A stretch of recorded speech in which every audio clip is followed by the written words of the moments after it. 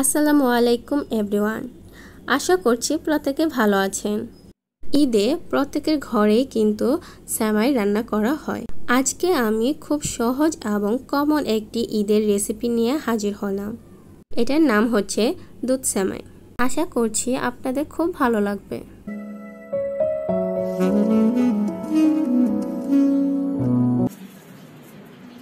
প্রথমে একটা বাটিতে কিছু সেমাই নিয়ে সেমাইগুলো হাত দিয়ে খুব সুন্দর করে ঝুড়ি ঝুড়ি করে ভেঙে দিচ্ছি।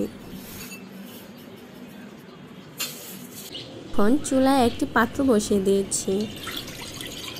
এখানে আমি ফুল ক্রিম লিকুইড দুধ নিয়েছি।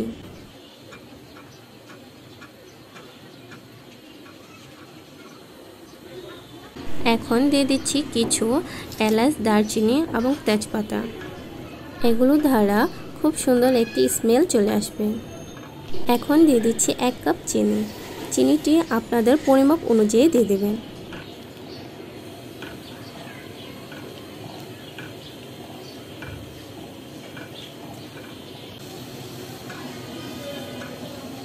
এখন দিয়ে দিচ্ছি 1 কাপ নারকেল কোড়ানো। উপকরণগুলো খুব সুন্দরভাবে মিশিয়ে নিচ্ছি। এলাচ, দারচিনি, তেজপাতার স্মেল কিন্তু দুধের সাথে মিশে গিয়েছে। এখন আমি এগুলো উঠিয়ে নিচ্ছি। এখন দিয়ে দিচ্ছি কিছু কিশমিশ। কিশমিশটি আমি ঘরে তৈরি করেছি। আপনারা চাইলে আমার চ্যানেলে থেকে দেখে নিতে পারেন বা আমার ডেসক্রিপশন বক্সে লিংক দিয়ে দেব।